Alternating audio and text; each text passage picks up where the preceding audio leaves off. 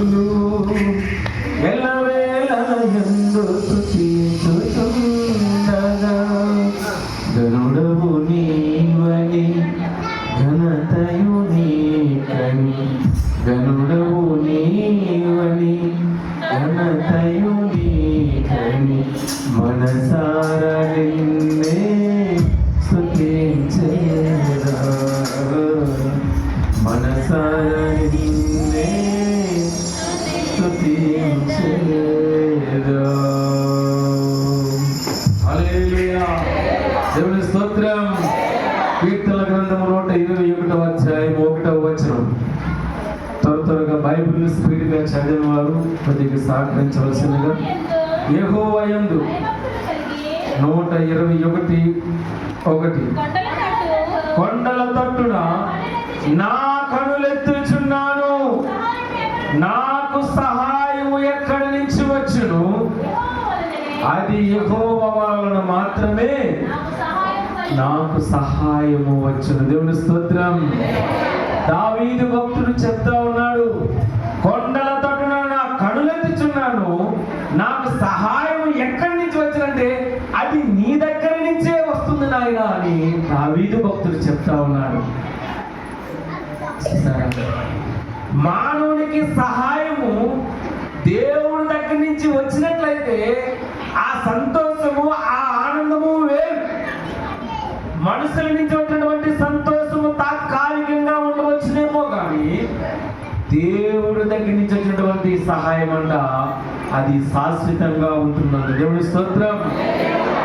దేవుడి దగ్గర నుంచి మన జీవితాల్లో ఆ సహాయం వచ్చినప్పుడు ఆ ఆనందము ఆ సంతోషము వేరు. 2025వ సంవత్సరం డిసెంబర్ 24వ తారీఖున నా జీవితంలో ఓ గొప్ప సవాలు ఎదురైంది. ఆ సవాలు అనేక సంఘాల్లో కూడా కనిపిస్తుంది.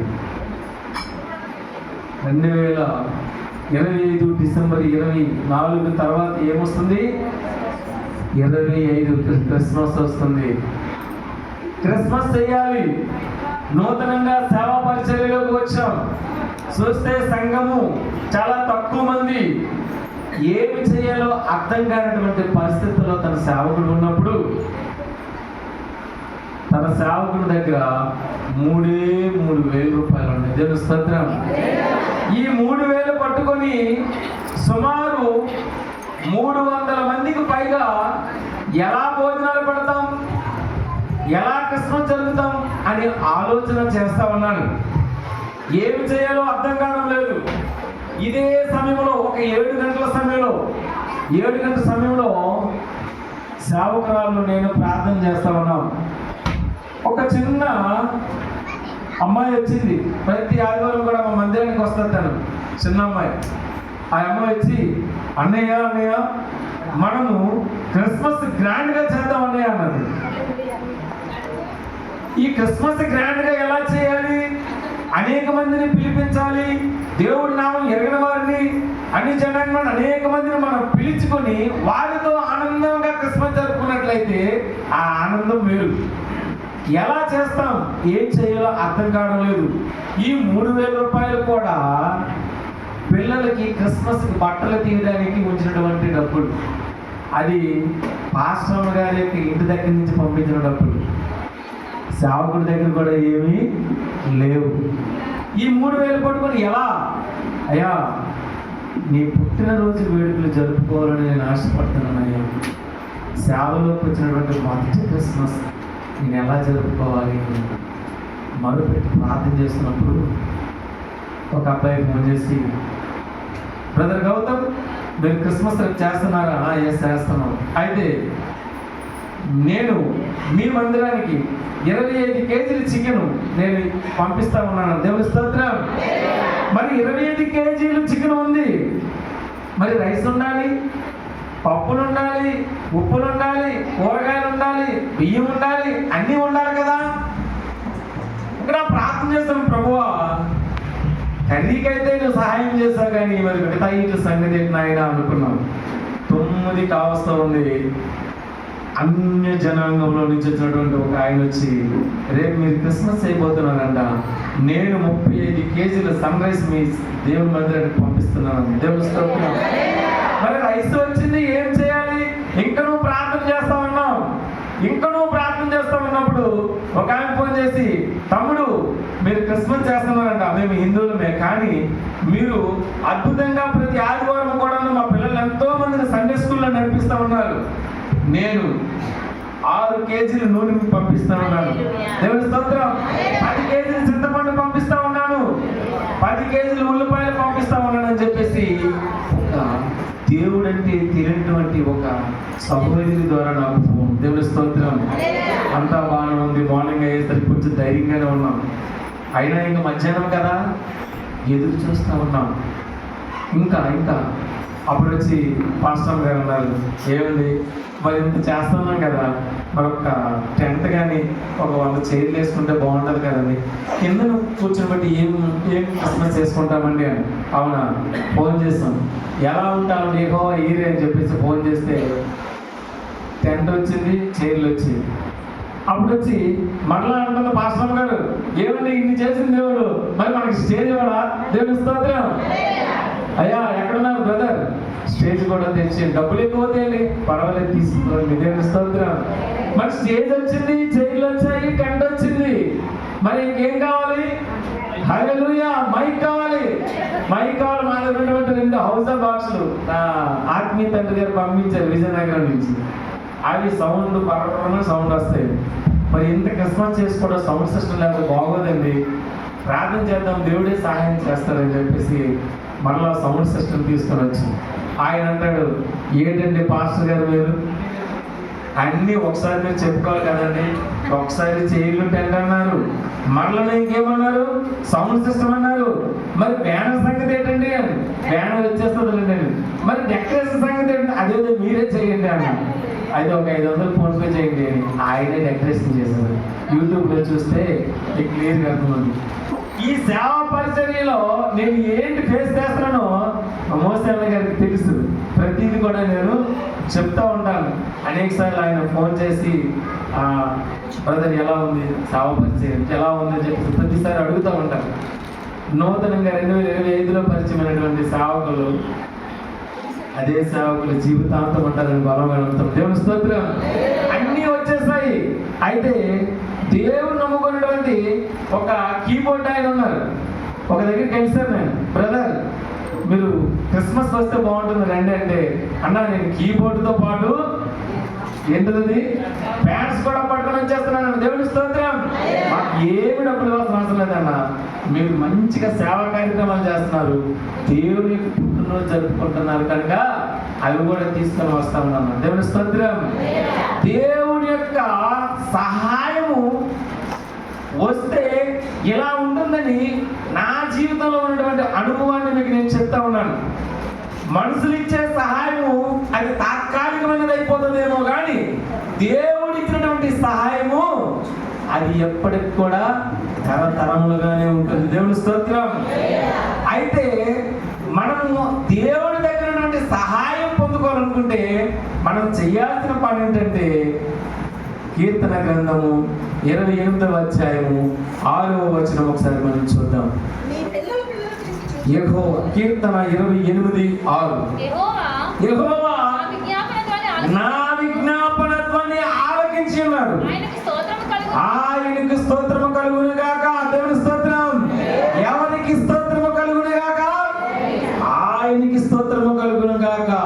దేవుని సన్నిధిలో నువ్వు ఎలాంటి పరిస్థితుల్లో ఉన్నా, ఎలాంటి క్లిష్టతరమైనటువంటి పరిస్థితుల్లో ఉన్నా, ఒకవేళ పెట్టలేనటువంటి పరిస్థితుల్లో ఉన్నావేమో, ఒకవేళ నువ్వు చేసినటువంటి వ్యవసాయంలో ఇబ్బందులు ఎదుర్కొంటున్నావేమో, నువ్వు చేసినటువంటి బిజినెస్ లో స్ట్రగుల్స్ ఫేస్ చేస్తున్నావేమో, అయ్యో నా పిల్లలు నా మాట వినడం లేదే, అయ్యో అత్త మాట కోడలు వినడం లేదు, కోడ మాట అత్త వినడం లేదు, నా జీవితంలో శాంతి లేదు, సమాధానం లేదు అనుకుంటున్నావా? దేవుడి సన్నిధిలో విజ్ఞాపన ధ్వని చేయగలిగితే దేవాది దేవుడు సహాయాన్ని పంపిస్తాడు. దేవుడి స్తోత్రం. అటువంటి గొప్ప దేవుడు మనం కలిగి ఉన్నాం. ఏ సమయంలో ఏ సహాయం చేయాలో ఆయనకి మనకంటేనే బాగా తెలుసు. దేవుడి స్తోత్రం. మనం అడిగేది గోరంత. కానీ దేవుడు ఇచ్చేటప్పుడు తెలుసా, కొండంత. దేవుడి స్తోత్రం. అంతే భక్తుడు అంటున్నాడు, కొండంత దేవుడు అండగా ఉండగా నాకు దిగులేలా మనసాను. దేవుడి స్తోత్రం. ఏ సమయంలో ఆయన మనకు సహాయం ఇవ్వాలో అదే సహాయము మనకి తగిన సమయంలోనే దేవుడు మన దగ్గరికి పంపిస్తా ఉంటాడు. దేవుడి స్తోత్రం. ఒక పక్షి అంట ఏపుగా పెరిగినటువంటి వరిసేనులో తన గూడు కట్టుకుందంట. ఏపుగా పెరిగే వరిసేను ఎలా ఉంటుంది? పచ్చగా మారిపోతాడు. మొదట ఏం చేస్తారు?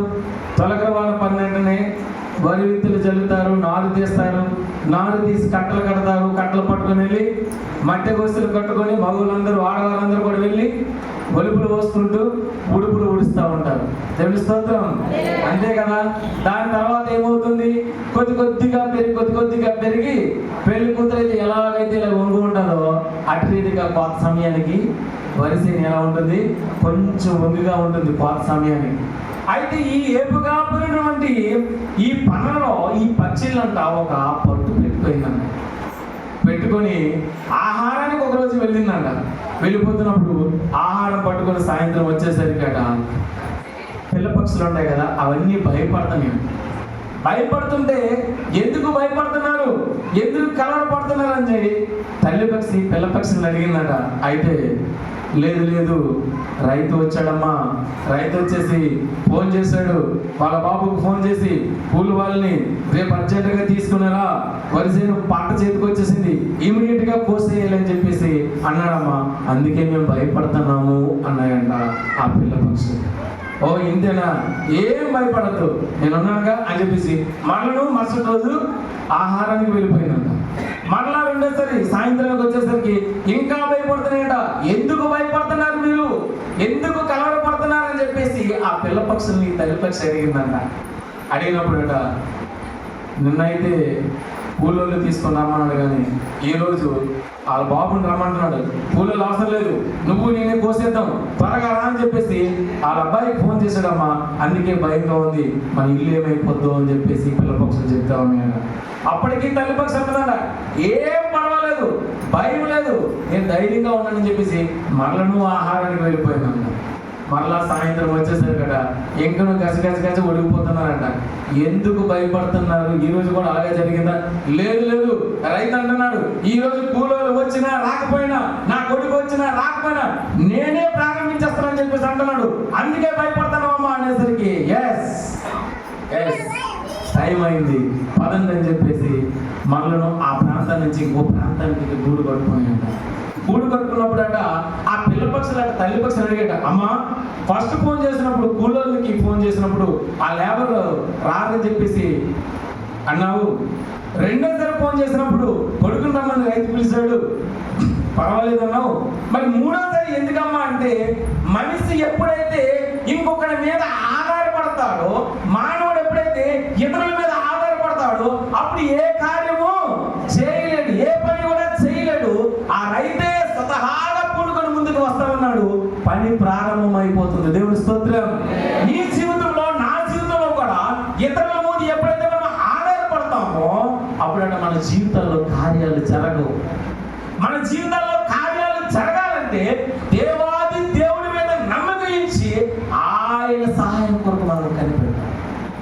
ఆయన సహాయం కొరకు మనం కనిపెడితే ప్రభు మనల్ని ఆశీర్వదించడానికి సిద్ధంగా ఉన్నాడు. దేవుని స్తోత్రం. 2025వ సంవత్సరంలో ఒకవేళ అటు రీతిగానే ఉన్నామేమో, స్ట్రగ్లింగ్స్ లో ఉన్నామేమో, ఇతరుల మీద ఆధారపడిపోయి సంవత్సరం అంతా టైం వేస్ట్ అయిపోతుందేమో, 2026వ సంవత్సరం నూతన సంవత్సరంలో ప్రభు చెప్తున్నాడు, నీ చేయి నాకివ్వు, నీ చేయి పట్టుకొని నడిపించే బాధ్యత నాదని గొప్ప భరోసాతో తన సేవకులతో మాట్లాడుతున్నాడు. దేవుని స్తోత్రం. అలాంటి పరిస్థితుల్లో మనం కలిగి ఉండాలి. దేవుడి యొక్క సహాయము అది దేవుని దగ్గర నుంచి వస్తేనే మన జీవితంలో ఉంటుంది. దేవుని స్తోత్రం. కానీ మనం ఏం చేస్తా ఉంటామంటే మనకున్నటువంటి పరిస్థితిని బట్టి లోకం వైపు చూస్తూ ఉంటాం.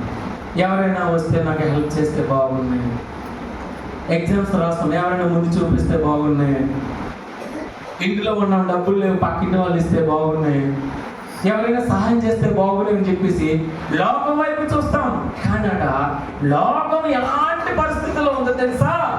నువ్వు నిలబడితే నిలబడనివ్వదు లోకం. దేవుని స్తోత్రం. నువ్వు నడుద్దామంటే వెనకాతల పట్టుకొని లాగే లోకం కనిపిస్తా ఉంది.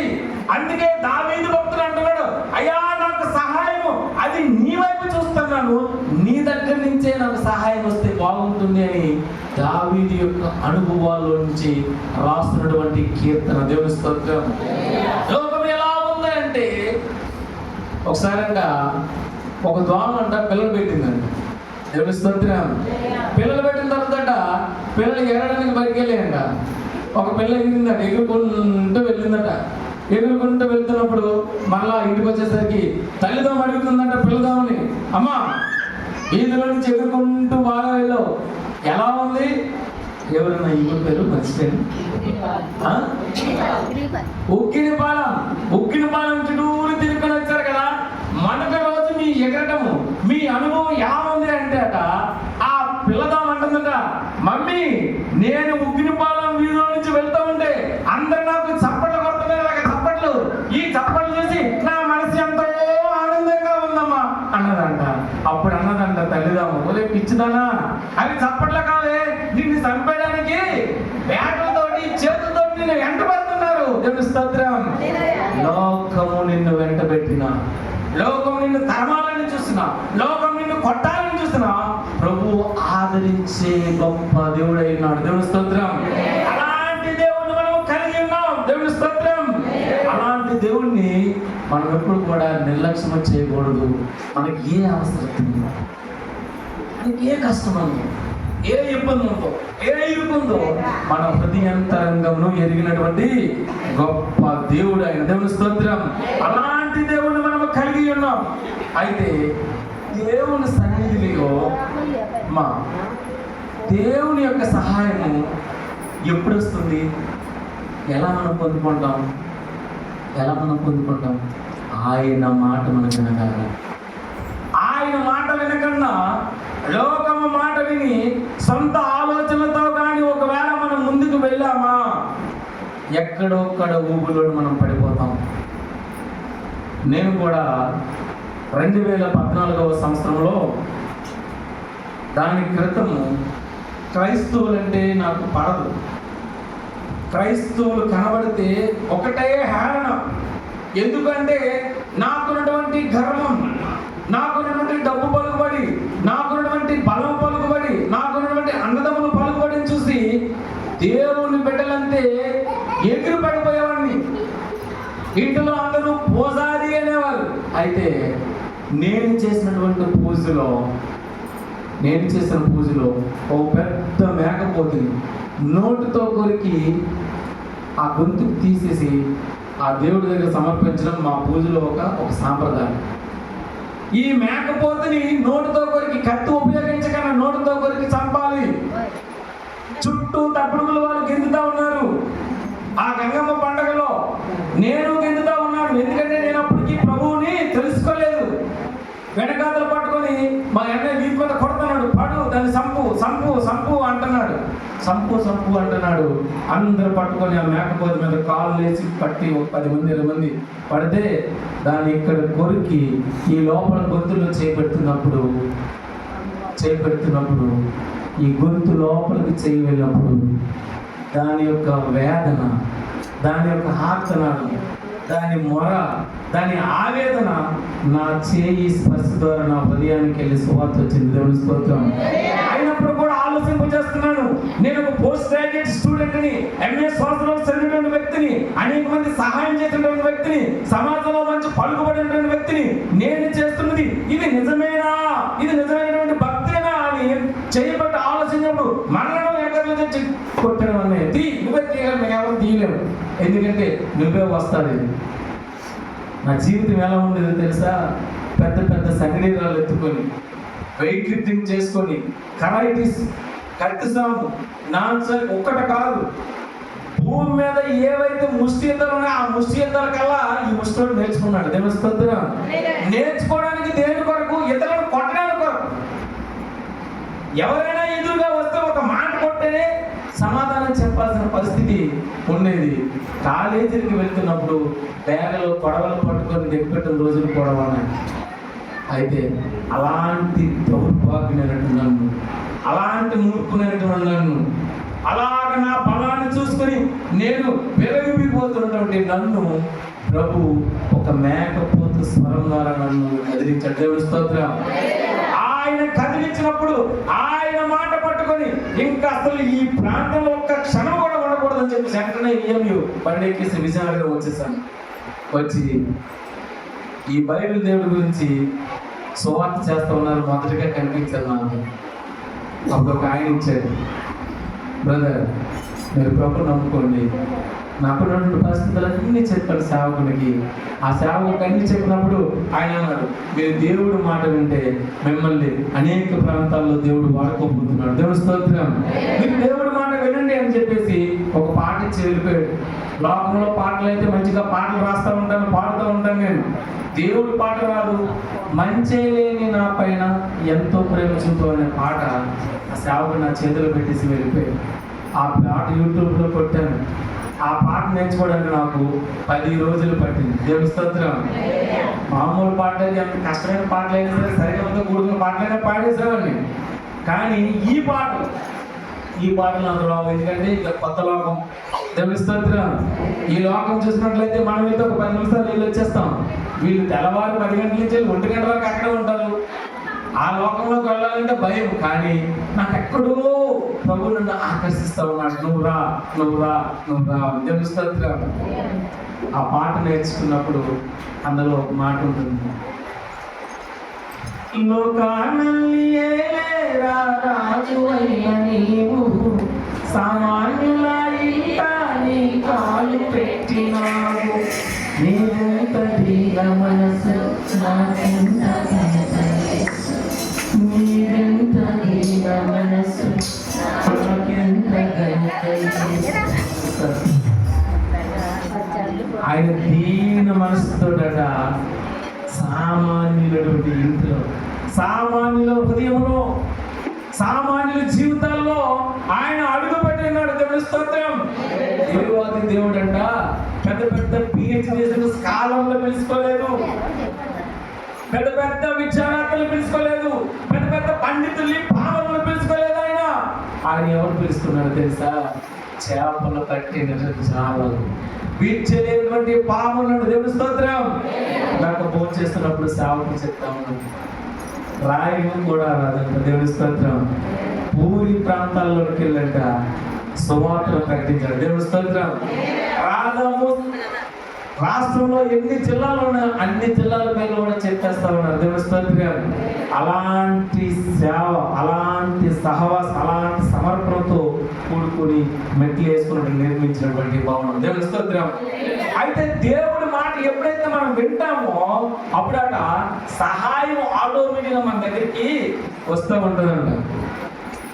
సేవ చేయాలనుకుంటున్నాను, సేవలు పడుతున్న కష్టాలు చూస్తే భయంగా ఉందని చెప్పేసి సేవ వద్దు, ఏమీ వద్దు, దూరంగా వెళ్ళిపోతానని చెప్పేసి ముంబై ప్రాంతానికి వెళ్ళిపోయాను. 5 లక్షల రూపాయలు ఖర్చు పెట్టేశాను. మరో 1 లక్ష కూడా యాడ్ అయిపోయింది వడ్డీతో. 6 లక్షలు. రేపే వెళ్ళిపోదాం అనుకుంటున్నాను. ఎక్కడికి? షిప్కి. 1,20,000 రూపాయలు బేసిక్ శాలరీ. వెళ్ళిపోతే సంవత్సరానికి 10-12 లక్షలు మన జీవితాల్లోకి వస్తాయి. అంతకన్నా హ్యాపీ ఏముంది? గవర్నమెంట్ ఎంప్లాయ్ కూడా చాలు అనుకుంటున్నాను. అనుకుంటూ వెళ్తూ ఉన్నప్పుడు ప్రభు నాతో మాట్లాడుతున్నాడు, నీవు వెళ్ళడానికి లేదు, నువ్వు సేవకు రా. తెలుస్తోత్రం. ఆయన మాట వినడానికి ముందు ఆయన అయ్యా నన్ను సేవకు పిలుస్తున్నావు, నాకు చూపించిన దర్శనమే నీవు సేవకులకు చూపిస్తున్నావు. 2-3 సార్లు అదే దర్శనం చూపిస్తా ఉన్నావు, అనేక ప్రాంతాలను వాడదాన్ని చూపిస్తా ఉన్నావు. అయితే ఒక్క చూసి క్రియేట్ చేయను ఆయన. అదేంటంటే 6 లక్షలు ఉంది, నెల రోజుల్లోపు 6 లక్షలు అప్పు తీర్పాలి అన్నా. ఎందుకంటే సాధ్యకాలం అనేది ఎలా అయితే తప్పించుకుని వెళ్ళొచ్చు అనుకున్నాను. అయితే నెల రోజులు కాదు, 15 రోజుల్లో సుమారు 5 లక్షల రూపాయల వరకు అప్పు వేరే స్నేహితుల ద్వారా అప్పంతా తీసేసి నువ్వు దేవుని పరిచయకి వెళ్ళి దేవుడి సహాయం పంపించారు. దేవుని స్తోత్రం. దేవుడి మాట వినట్లయితే లేకపోతే మనకి సహాయం ఎక్కడి నుంచి వస్తుంది? ఆయన దగ్గర నుంచి వస్తుంది. కానీ మానవుడు దేవుడి మాట వినడం లేదు. దేవుడి నుంచి మనకు సహాయం ఉన్నట్లయితే ఆ సహాయం నిరంతరం ఉంటుందని అనుకుంటాడు. కానీ వినడానికి మందబుద్ధి కలిగి దేవుడికి మాట వినకుండా పక్కనే ఉండిపోతున్నాడు, ఇబ్బందుల్లో పడిపోతూ ఉన్నాడు. అయితే యోబు గ్రంథంలో ఒక మాట ఉంటుంది. యోబు గ్రంథంలో 12:8 ఒకసారి మనం చూసినట్లయితే 12:8 భూమిని గూర్చి ధ్యానించిన ఎడల అది నీకు బోధించును, సముద్రంలోని చేపలను. దేవుని స్తోత్రం. మానవుడు వినడం లేదు, కానీ భూమి దేవుడి మాట వింటుంది, సముద్రంలో ఉన్నటువంటి చేపలు దేవుడి మాట వింటున్నాయి. సముద్రంలో ఉన్నటువంటి చేపలంట ప్రభు మాట కొరకట. ప్రభు ఎప్పుడు పని చెప్తాడా చేద్దామని రెడీగా ఉన్నాయి. దేవుని స్తోత్రం. ఒక 4 చేపల గురించి ఈరోజు మనం పరిచయం చేసుకోవాలి. మొదటి పెద్ద చేప. ఏ చేప? పెద్ద చేప. రెండోది చిన్న చేప. మూడవది తందూరి చేప. నాలుగవది ఎండు చేప. దేవుని స్తోత్రం. ఈ 4 చేపల గురించి చెప్పే ముందు ఒక్క మాట మీకు నేను పరిచయం చేస్తాను. ఆ మాట ఏంటంటే, the relation between two peoples in a family but must be like a fish and water. It should not be fish and fisherman. ఎప్పుడైనా విన్నారా? The relation between 2 people in a family must be like a fish and water. It should not be fish and fisherman. విన్నారా? ఎక్కడో సినిమాలో విని ఉంటుంది, మర్చిపోయేది చెప్పడం లేదు. విన్నారా వినలేదా? వినవలసిన పైకెత్తండి. రైట్. అయితే అది సినిమాలో ఉంది కాదు. ద ప్యారడైజ్ అనే ఒక బుక్ లో ఒక గ్రంథకర్త రాసినటువంటి ఇది ఒక ఆర్టికల్. దేవుని స్తోత్రం. ఆయన అంటాడు ఈ శ్లోకం ద్వారా ఒక మాట అంటున్నాడు. ఏంటంటే, ఒక ఫ్యామిలీలోనట ఎలా ఉండాలంట, నీరు చేప ఇద్దరు రిలేషన్ ఒకలాగా ఉండాలంట. కానీ చేప రిలేషన్ అంట మిశ్రమేంతో రిలేషన్ పెట్టుకుంది అనుకో, మిశ్రమైన చేపను ఏం చేస్తాడు? తినేస్తాడు. మానవుడు కూడా అపవాదితో రిలేషన్ పెట్టుకోకుండా ప్రభుతో రిలేషన్ పెట్టుకోవాలి. అపవాదితో రిలేషన్ పెట్టుకుంటే ఎప్పుడని విందుమా, ఎప్పుడని తిరగొద్దుమా, ఎప్పుడు పడగొద్దుమా అని చూస్తాడు. ప్రభు యొక్క వైపు కూడా మనం చూసినట్లయితే ఎప్పుడు నా బిడ్డలు లేపుతానా, ఎప్పుడు లోకానికి పరిచయం చేస్తాను, ఎప్పుడు పరిశుద్ధిగా నేను చేస్తాను, ఎప్పుడు ఆయన నేను అద్భుతంగా జీవిస్తానని దేవుడు మన కొరకు, నీ కొరకు, నా కొరకు ఎదురు చూస్తామన్నాడు. దేవుడి స్తోత్రం. అయితే ఈ పెద్ద చేప యోనా నినివే పట్టణానికి వెళ్ళబోతున్నప్పుడు, నువ్వు తర్షీసుకి వెళ్ళిపోతున్నప్పుడు వాడలో పెద్ద సమస్య వచ్చింది. అది అందరికీ తెలుసు. సముద్రంలో ఎప్పుడైతే పడేస్తారో దేవుడు ఆజ్ఞయిస్తాడ. పెద్ద చేప జన్యమని వెళ్ళి తన నోట్లో తీసుకుని నినివే పట్టణం ఒడ్డును పడేస్తున్నారు. దేవుడి స్తోత్రం. పెద్ద చేప దేవుడి మాట విన్నది. దేవుడి స్తోత్రం. హల్లెలూయా. అయితే చిన్న చేప ఎక్కడ విన్నది? యేసు ప్రభు వారంట ఒకసారి మత్తయి సువార్త 17:27 మనం చూద్దాం. మత్తయి సువార్త 17:27 నిజమే ప్రభువా. 17:27 మత్తయి. మనము వారికి అభ్యంతరము కలుగు చేయకుండా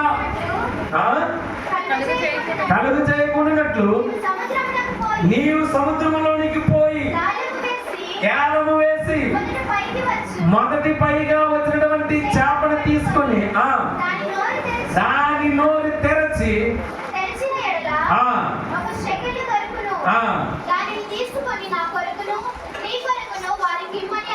దేవుని స్తోత్రం. హల్లెలూయా. కపెర్నహూములో దేవాది దేవుడు యేసుక్రీస్తు ప్రభువు అడుగు పెడుతున్నప్పుడు ఆ ప్రాంతంలో పన్నులు చెల్లించేవారు. కొత్తగా నూతనంగా ఎవరైనా సరే పన్నులు చెల్లించాలి. ప్రభు చేతిలో డబ్బులు ఏమి లేవు. సీమోను చేతిలో డబ్బులు లేవు. నువ్వు సముద్రం దగ్గరికి వెళ్ళి గేలం వేస్తే అక్కడ ఒక చిన్న చేప వస్తుందయ్యా. ఆ చేప నోట్లో చేయబడితే ఒక సిక్కీలు వస్తుంది. దేవుడి స్తోత్రం. చిన్న చేప దేవుడి మాట ఉంది కదా. ఎప్పుడు దేవాది దేవుడు తన శిష్యుని అందరికి పంపిస్తాడని చెప్పేసి ముందార నోరు తెచ్చుకునేలాగా సిక్కీలు పట్టుకుని ఉన్నారు. దేవుడి స్తోత్రం. పెద్ద చేప మాట విన్నది, చిన్న చేప మాట విన్నది. మరి తండూరి చేప ఎలా దేవుడి మాట విందో చూద్దాం. చూద్దాం 24వ అధ్యాయం లోక 42వ అధ్యాయం మనం ఒకసారి చూసినట్లయితే లోకా సువార్త 24:42 త్వరగా తీద్దాం. ఆయన దాన్ని తీసుకొని ఆయన దాన్ని తీసుకొని వారి ఎదుట భుజించెను. అంతటా ఆయన మోషే ధర్మశాస్త్రములోను ప్రవక్తల గ్రంథములలోను కీర్తనలను నన్ను గూర్చి వ్రాయబడినవన్నీ నెరవేరవల్లని నేను మీ యొద్ద ఉండినప్పుడు మీతో చెప్పిన మాటలు నెరవేరవని వారితో చెప్పాను. దేవుని స్తోత్రం, హల్లెలూయా. ప్రభువుని చూసి భయపడిపోయారు. మీ దగ్గర ఏది ఉందో నా చేతిలో పెట్టండి, అది మీకు నేను తిరిగి చూపిస్తానన్నాడు. దేవుని స్తోత్రం. ఈ తండూరి చేప కూడా దేవుడి మాట ఉంది. అయితే ఇంకో ఎండి చేప కూడా మీకు పరిచయం చేయబోతున్నాను. మత్తయి సువార్త 14:18లో ఒక మాట ఉంటుంది. అక్కడ ప్రేయర్ పెట్టుకున్నారు, అక్కడ ప్రసంగం జరుగుతూ ఉంది, చీకటి పడిపోయింది, ప్రజలందరూ ఉన్నారు, తినడానికి ఏమీ లేవు. ఒక చిన్నదాని దగ్గర ఎన్ని ఉన్నాయి? 5 రొట్టెలు 2. దేవుని స్తోత్రం. 8,000 మందికి అంటే పంచారు ప్రభు వారు. మళ్ళా 8,000 పోయాయి. దేవుని స్తోత్రం. అయితే దేవుని యొక్క మాట చేపలు వింటున్నాయి, భూమి మీద ఉన్నటువంటి సమస్త జీవరాశులు వింటున్నాయి, దెయ్యాలు వింటున్నాయి, భూతాలు వింటున్నాయి. కానీ మానవుడు మందబుద్ధితో దేవాది దేవుని యొక్క మాట వినకపోవడం వల్ల మన జీవితాల్లో కష్టాలు, ఇబ్బందులు, ఇరుకులు వచ్చేస్తా ఉన్నాయి. అందుకే దావీదు భక్తుడు అంటున్నాడు, నేను ఎవరి వైపు చూడటం లేదు నాయనా, నేను మనుషుల వైపు అస్సలు చూడటం లేదు, నేను ఎటు చూస్తున్నాను? నీ వైపు చూస్తా ఉన్నాను. ఆ సహాయం నీ దగ్గర నుంచి నాకు వచ్చితే నా జీవితానికి అంతకన్నా మేలు. అందుకే ఆయన అంటాడు, మనుషులను ఆశ్రయించుట కంటే యెహోవాను ఆశ్రయించుట మేలు. ఆ మేలు కలగాలి అంటే ప్రభువుని మనం ఆశ్రయించాలి. మన జీవితంలో కష్టం వచ్చిందనుకో, మన జీవితంలో ఇబ్బంది ఇరుకుందనుకో, అప్పుడట మనము మనుషుల వైపు చూడకనంట ప్రభువు వైపు ఎప్పుడైతే మనం చూస్తామో అప్పుడు మన జీవితంలో అట గొప్ప మేలు సహాయం దొరుకుతుంది. దేవుని స్తోత్రం, హల్లెలూయా. అందుకే భక్తుడు అంటున్నాడు దావీదు ఎంత హృదయం తెలుసా? ఆయన అంటాడు కీర్తన గ్రంథంలో, దుప్పి నీటి వాగుల కొరకు ఆశపడినట్లు దేవా నీ కొరకు నా ప్రాణము ఆశపడతా ఉందంట. దావీదు చెప్తా ఉన్నాడు, దుప్పి ఎలా అయితే నీటి వాగు కోసం ఆశపడుతుందో నా ప్రాణం నీ కొరకు ఆశపడుతుందయ్యా. మానవుడు దేవాది దేవుడి కొరకు ఆశపడటం లేదు, ఆయన కార్యాల కొరకు ఆశపడటం లేదు, ఆయన మహత్కార్యాలు, ఆయన అద్భుత కార్యాలు. ఆవగింజంత విశ్వాసం ఉంటే చెట్టుతో మాట్లాడితే చెట్టెలు పడిపోద్దంట, కొండతో మాట్లాడితే కొండలు పడిపోద్దంట. ఆవగింజ ఎంత ఉంటుందండి? సోడి గింజ అంత ఉంటుంది. దేవుని స్తోత్రం. ఆ విశ్వాసం కూడా మానవునికట దూరం అయిపోతుంది. అందుకే దేవాది దేవుని యొక్క కృపకు పాత్రలు కాలేకపోతున్నారు. అయితే ఈ దుప్పి ఎందుకు నీటి వాగుల కొరకు ఆశపడతా ఉందంట?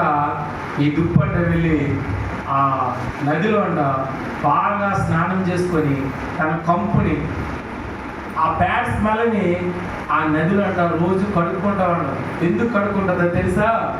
క్రూర మృగాలకి దొరుకుపోకుండా. అడవిలో క్రూర మృగాలు, దుప్పి, జింకలు వీటన్నిటిలో కూడా వాసన ద్వారా, స్మెల్ ద్వారా సైలెంట్గా వెళ్ళి వేటాడే నైజం పెద్ద పెద్ద జీవులకు ఉంటాయి కదా. అయితే ఈ దుప్పి ఏం చేస్తుందో తెలుసా? నీటి వాగు దగ్గరికి వెళ్ళి తన శరీరాన్ని కడుక్కొని శత్రువుకి దూరంగా కనిపిస్తా ఉంది. అయితే ఈ సమయంలో దేవాదేవుడు చెప్తా ఉన్నాడు, నీవు అపవాదికి దొరకకుండా, నువ్వు సాతానికి దొరకకుండా, నువ్వు పాపంలో పడిపోకుండా, చీకటిలో పడిపోకుండా, ఇబ్బందుల్లో పడిపోకుండా, ఇరుకుల్లో పడిపోకుండా దేవుని సన్నిధికి వచ్చి ఆయన సన్నిధిలో నువ్వు స్నానము చేయగలిగితే అపవాదికి నువ్వు దొరకవు. దేవుని స్తోత్రం. అలాంటి పరిస్థితుల్లో మనం ఎప్పుడైతే వెళ్తామో అప్పుడట మన జీవితం అట్లా ఒక ఉన్నత స్థాయికి వెళ్తారు. అప్పుడే ఆయన దగ్గర నుంచి సహాయం మన దగ్గరికి వస్తుంది. అందుకే అంటున్నాడు, నీ సన్నిధిలో ఒక్క దినము కనుకుంటూ 1000 దినములకు శ్రేష్టము. అటువంటి శ్రేష్టత రావాలంటే నీవును నీ పిల్లలను అందరూ కూడా దేవుని సన్నిధికి ప్రతి ఆదివారం కూడా రావాలి. కొంతమంది మరి ఇక్కడ ఉన్నారో లేదు తెలియదు, కానీ ఉండేదైతే క్షమించండి. కానీ పిల్లలు మీరు ఇంటి దగ్గర ఉన్నప్పుడు వెళ్ళి ప్రార్థనకి వెళ్ళి వచ్చామంటారు. చాలా తప్పు అండి. పెద్దవాళ్ళు దేవుడి సన్నిధికి వస్తారు, పిల్లలు ఇంటికి వదిలేవద్దు. దయచేసి పిల్లలు ఇంటికి వదిలేవద్దు. ఎందుకు తెలుసా? దేవుడి సన్నిధిలో పిల్లలను అసలు ఆటంకే పరచకూడదు. దేవుని స్తోత్రం. దేవాది దేవుని యొక్క రాజ్యం వారిది. కుటుంబంతో నేను నా ఇంటి వారు యెహోవాను సేవించను. ఒక్కనే యెహోవాను సేవిస్తే కాదు, నేను, నా పిల్లలు, నా మనవళ్ళు, నా పిల్లలు, నా బిడ్డలు అందరూ కూడా దేవుని సన్నిధిలోకి వచ్చాడు. దేవుని సన్నిధిలో గొప్పలు పొందుకోవాలంట. దేవుని స్తోత్రం.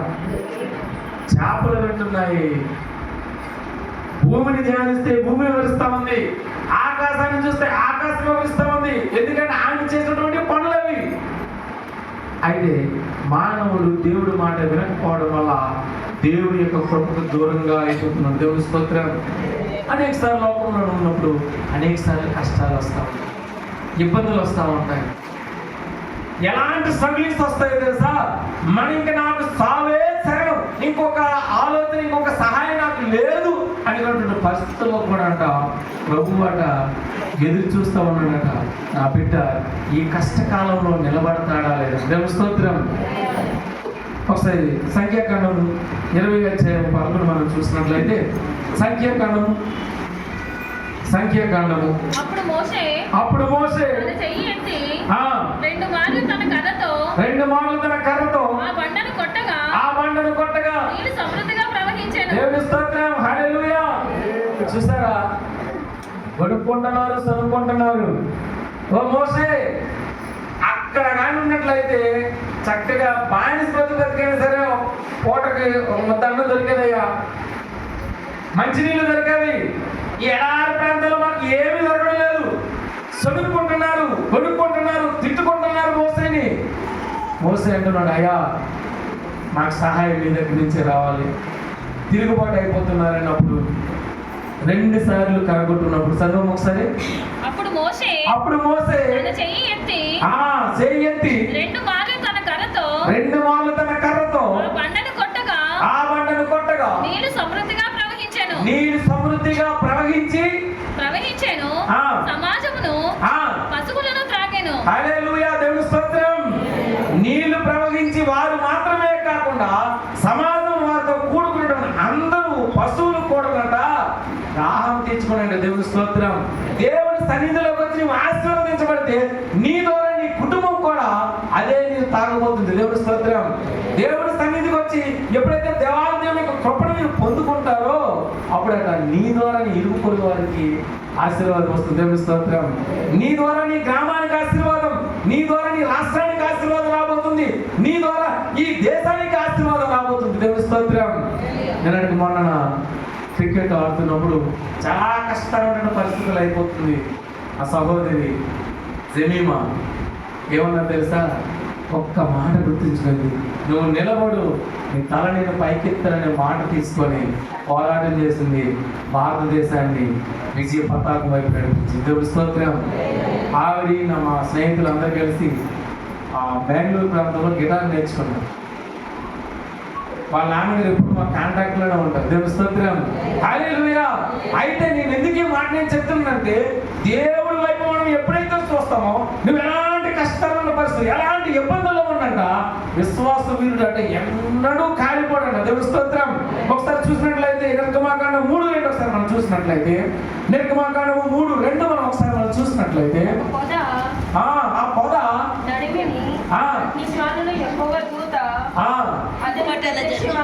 అతనికి ప్రత్యక్షమాయను.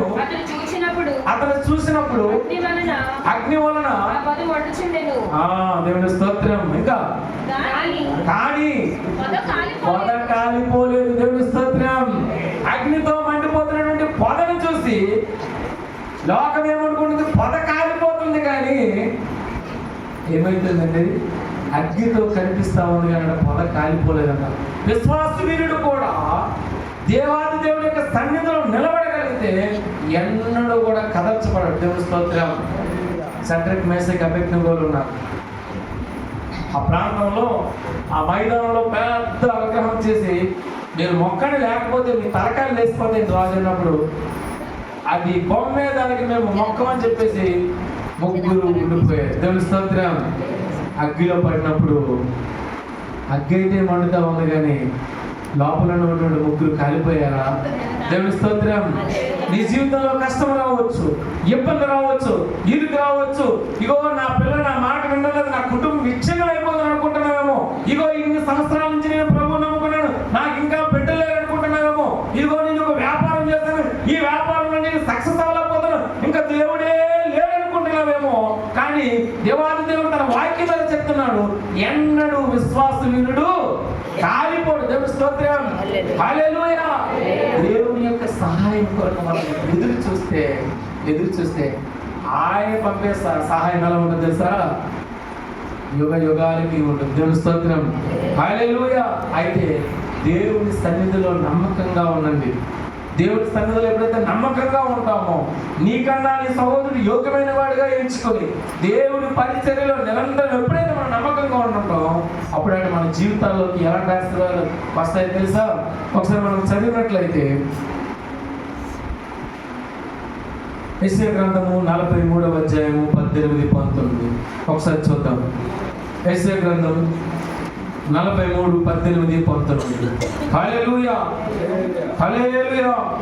మునుపటి వాటిని జ్ఞాపకము చేసుకొని మునుపటి వాటిని నీవు జ్ఞాపకము చేసుకోకుండా పూర్వకాల సంగతులను తలంచుకొనుడి. ఏంటమ్మా? పూర్వకాలపు సంగతులను తలంచుకొనుడి. పూర్వకాలము సంగతులను తలంచుకోకుండా చదవండి. ఇదిగో నేను ఒక నూతన క్రియ చేయబోతు. దేవుని స్తోత్రం. పూర్వకాలపు సంగతులు అనగా 2025వ సంవత్సరంలో ఒకవేళ నీ జీవితంలో మేలు జరగలేదేమో, ఒకవేళ 2025 సంవత్సరంలో నేను అనుకున్నది జరగలేదేమో, కానీ దేవాది దేవుడు చెప్తున్నాడు, ఇదిగో ఒక నూతన క్రియ నీ జీవితంలో చేయబోతున్నావు. From this day I will bless you అంటున్నాడు. ఇది మొదలుకొని నిన్ను ఆశీర్వదించబోతున్నాడు. ప్రభువు నీతోనే మాట్లాడుతూ ఉన్నాడు. దిగులు పడద్దు, భయపడద్దు, జయము, నేను నిన్ను తోడై ఉన్నాడు. ప్రభు మాట్లాడుతున్నాడు. దేవుడి స్తోత్రం. హల్లెలూయా. ఎప్పుడైతే దేవుడి సన్నిధిలో నమ్మకంగా ఉంటామో, ఎప్పుడైతే దేవుడి సన్నిధిలో ఆయనకి ఇష్టకరంగా మనం జీవిస్తామో, మన అంతరంగంలో ఉన్నటువంటి స్వభావాన్ని ఒప్పుకొని దేవాది దేవుని వైపు ఎప్పుడైతే మనం పరిశుద్ధంగా బ్రతుకుతామో, మన జీవితాల్లో ఎలాంటి ఆశీర్వాదాలు వస్తాయి తెలుసా? ద్వితీయోపదేశకాండం 28:1-3 ఒకసారి చదివినట్లయితే ముగింపులోకి వెళ్దాం. దేవుని స్తోత్రం. హల్లెలూయా. గట్టిగా చెప్తారా? దేవుని స్తోత్రం. హల్లెలూయా. ద్వితీయోపదేశకాండం 28:1-3. హల్లెలూయా. నీవు నీ దేవుడైన యెహోవా మాట విని ఎడల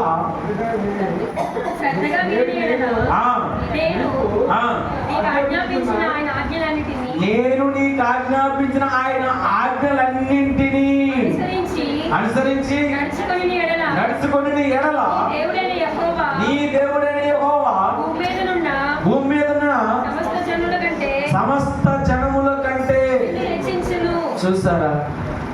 భూమి మీద ఉన్నటువంటి సమస్త జనుల కంటే నీ జీవితంలో, నా జీవితంలో ఆ హెచ్చు కలగాలంటే దేవుడి మాట విని దేవుడి సన్నిధిలో ఆయన కొరకు కనిపెట్టాలి. అలా ఎప్పుడైతే మనం కనిపెడతామో అప్పుడట భూమి మీద ఉన్నటువంటి సమస్త జనముల కంటే మనల్ని హెచ్చిస్తాడు. మరి ఆయన ఆజ్ఞను మనం ఫాలో అవుతున్నామా? హల్లెలూయా. దేవుని స్తోత్రం. దేవుని యొక్క ఆజ్ఞను మనం ఫాలో అవుతున్నామా? దేవుని యొక్క ఆజ్ఞ అతిక్రమించడమే పాపము. పాపం వల్ల వచ్చినటువంటి జీతము మరణము. అయితే దేవుడు ఆజ్ఞను అతిక్రమించడం అంటే పాపం ఒకటేనా? ఎదుటి వ్యక్తితో సమాధానంగా ఉండకపోయినటువంటి పాపమే. వ్యభిచారమే చేయాల్సిన అవసరం లేదు, పాపం. దొంగతనం చేసిన పాపమే, అబద్ధపు సాక్ష్యం చెప్పిన పాపమే, నీ సహోదరు గురించి ఇంకో వ్యక్తి వెళ్ళి చెప్పినా అవి పాపాలే. మానవుడంట కోయిల దగ్గరికి వెళ్ళాడంట. ఒక మనిషి వెళ్ళి, కోయిలా నువ్వు పాడుతుంటే నీ రాగం అతిశైలిపోతుంది, ఎంత స్వరం ఇచ్చేసాడు దేవుడు, కానీ ఆ నలుపు మాత్రం లేకపోతే బాగుండేది అన్నాడంట. మనలో వెళ్ళి గులాబీ దగ్గరికి వెళ్ళాడట. గులాబీ నిన్ను చూస్తుంటే ఎంత చక్కగా ముద్దుగా కనిపిస్తావు, కానీ ఆ కింద ముళ్ళు కానీ లేకపోతే ఎంత బాగున్నావు అన్నాడు. మరలా సముద్రం దగ్గరికి వెళ్ళాడు అదే మనిషి వెళ్ళి, ఓ సముద్రమా సముద్రమా, ఇంత నీరుంది, నిజంగా నీవు కానీ పనిపోతున్నట్లయితే మొత్తం అంతా ఈ పొలాలల్లా తడిపోవచ్చు, మంచి పంటలు పండించవచ్చు, కానీ ఆ ఉప్పు కానీ లేకపోతే ఎంత బాగుందో అన్నాడు. అప్పుడు ఈ 3 కలిసి అన్నాడా, ఓ మానవుడా, ఎదుటి వాళ్ళు ఉన్నటువంటి లోపాలుగా నువ్వు ఎంచకపోతే నీ కన్నా మంచి వ్యక్తి అసలు ఉండే ఉన్నాడయ్యా అన్నాడు. దేవుని స్తోత్రం. హల్లెలూయా. ఎదుటి వ్యక్తి ఉన్నటువంటి మాటలకి, ఎదుటి వ్యక్తులతో మనం అబద్ధ సాక్ష్యం కానీ ఎప్పుడు మన జీవితంలో రానివ్వకూడదు. దేవుని సన్నిధిలో ఎప్పుడైతే ఆయన ఆజ్ఞలన్నిటిని మనం ఫాలో అవుతామో, చదవమ్మా అక్కడి నుంచి కంటిన్యూ చేయి. నీవు నీ దేవుడైన యెహోవా మాట వినిన ఎడల ఈ దీవెనలన్నీ, ఏ దీవెనలు చదవదామా? సమస్త జనములకు పట్టణంలో దీవింపబడుదువు. నీవు ఎక్కడమ్మా? నీవు పట్టణంలో దీవింపబడుదువు. నీవు పట్టణంలో దీవించబడుదువు, పొలంలో దీవించబడుదువు. నీ గర్భఫలము, నీ భూఫలము, నీ పశువుల మంద, నీ దుక్కుటెట్లు, నీ గొర్రెల మేకలు, మందలు దీవింపబడును. హల్లెలూయా. నీ గంపలో పిండి విసుకుని తొట్టెయు దీవింపబడును. హల్లెలూయా. దేవుని స్తోత్రం. చూసారా, ఆయన అంటున్నాడు ఎన్ని ఆశీర్వాదాలు దాస్తున్నాడంటే, ఆయన ఆజ్ఞలను పాస్టర్ గారు, బ్రదర్ అర్జెంటుగా రావాలి, ఫోటోలు ఇమీడియట్ గా వచ్చానంటే ఇమీడియట్ గా వచ్చేయాలి దేవుని సన్నిధిలోనికి. ఇదిగో పలానా దేవుడి పని చేయాలి అంటే దేవుడి పని పరిగెత్తుగా వెళ్ళిపోవాలి. ఆయన దగ్గర ఆయన ఆజ్ఞలు ఎప్పుడైతే పర్ఫెక్ట్ గా మనం ఫాలో అయిపోతామో, ఆయన అంటున్నాడు, నీవు పొలంలో దీవించబడతావు, పట్టణంలో దీవించబడతావు, నీ గ్రామంలో దీవించబడతావు, నీ దుబ్బినెట్ల వల్ల దీవించబడతావు, నువ్వు పొలంలో దీవించబడతావు, నువ్వు లోపలికి వెళ్ళినప్పుడు దీవించబడతావు, బయటకు వచ్చినప్పుడు దీవించబడతావు. దేవుని స్తోత్రం. భూమి మీద నుండి సమస్త జనుల కంటే రాబోయే రోజుల్లో మిమ్మల్ని అందరినీ దేవాది దేవుడు దీవించబోతున్నాడు. హల్లెలూయా. దేవుని స్తోత్రం. అలాంటి గొప్ప దేవుడు మనం కలిగి ఉన్నాం. అందుకే దావీదు భక్తుడు అంటున్నాడు, మనుషుల సహాయం నాకు వద్దయ్యా, కొండల తట్టు నా కనులెత్తుచున్నాను, నాకు సహాయం ఎక్కడి నుంచి వచ్చినట్టంటే నీ దగ్గర నుంచి మాత్రమే వచ్చును. హల్లెలూయా. దేవుని స్తోత్రం. దేవుడి యొక్క సహాయం కొరకు మాత్రమే ఎదురు చూడండి. 2025వ సంవత్సరంలో నీ జీవితంలో ఒకవేళ మేలు జరగలేదేమో, కానీ 2026 ఇదే మాసం నుంచి దేవాది దేవుడు తన సేవకులతో చెప్తున్నాడు, ఒక నూతన క్రియ, ఒక నూతన అద్భుత కార్యాలు మీ జీవితంలో దేవుడు చేయడానికి సిద్ధంగా ఉన్నాడు. అయితే మనం చేయాల్సింది ఏంటంటే, చేపలు దేవుడి మాట వినే రీతిగా, భూమి సమస్త సృష్టంతా దేవుడి మాట వినే రీతిగా మనము దేవుడి మాట విని ఆయన ఆజ్ఞను ఫాలో అయ్యి ఈ దీవెనలన్నీ మా జీవితాలు అందరికీ వచ్చునుగాక. ఆమేన్. ఆమేన్ చెప్తామా? ఆమేన్. హల్లెలూయా.